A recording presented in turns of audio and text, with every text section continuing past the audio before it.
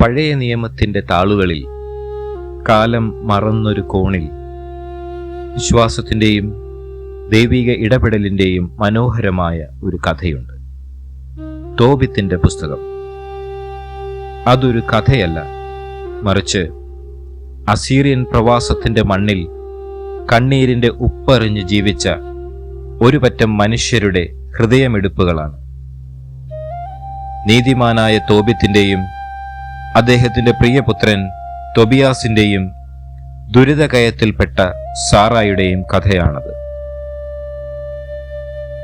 അന്യനാട്ടിൽ പ്രവാസിയായി കഴിയുമ്പോഴും തോബിത്ത് തന്റെ ദൈവത്തെയും പാരമ്പര്യത്തെയും മുറുകെ പിടിച്ചു.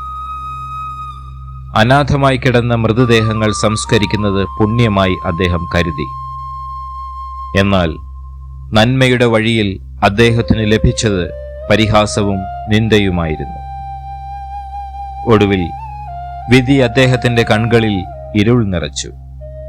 അന്ധതയുടെ ആഴങ്ങളിലേക്ക് താഴ്ന്നുപോയ തോബീത്തിന്റെ ജീവിതം ആ കുടുംബത്തെ ആകെ വേദനയുടെ തീച്ചൂളയിലാക്കി. പ്രാർത്ഥനകൾ മാത്രം തുണയായി അദ്ദേഹം തന്റെ ദിനങ്ങൾ തള്ളി നീക്കി. കാലങ്ങൾക്ക് മുമ്പ് മേദിയായിൽ താൻ സൂക്ഷിച്ചു വച്ച പണത്തെക്കുറിച്ച് ഓർത്തപ്പോൾ തോബീത്ത് തന്റെ ഏകമകനായ തൊബിയാസിനെ അവിടേക്ക് അയക്കാൻ തീരുമാനിച്ചു. അതൊരു യാത്രയുടെ തുടക്കമായിരുന്നു.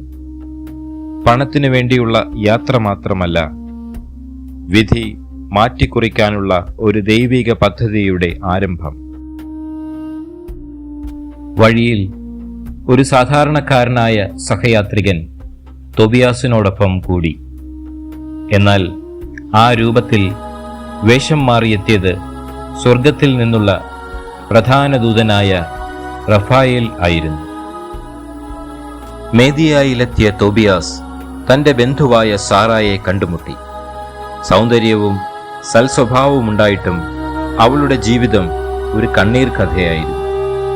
7 തവണ മംഗല്യപ്പുടവയെടുത്തവൾ, 7 തവണ പുലർച്ചയിൽ വൈധവ്യത്തിന്റെ കണ്ണീരണിഞ്ഞവൾ.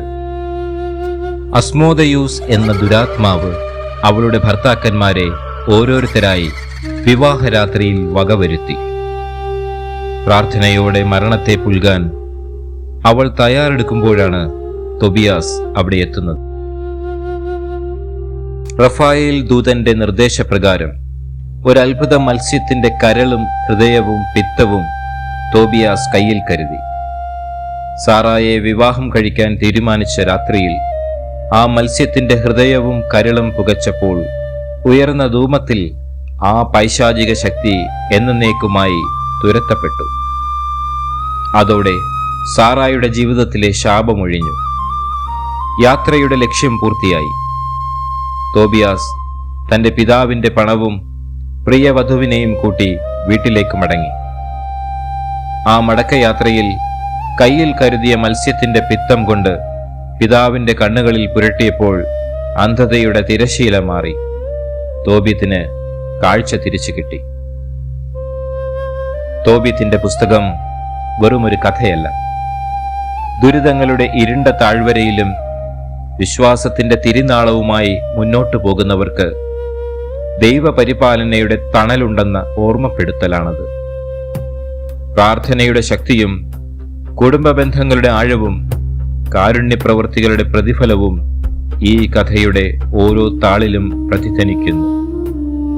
ഇത് കഷ്ടപ്പാടുകൾക്കൊടുവിൽ ദൈവം തന്റെ മക്കൾക്കായി ഒരുക്കുന്ന സന്തോഷത്തിന്റെയും വിടുതലിന്റെയും മനോഹരമായ ഒരു കാവ്യമാണ്.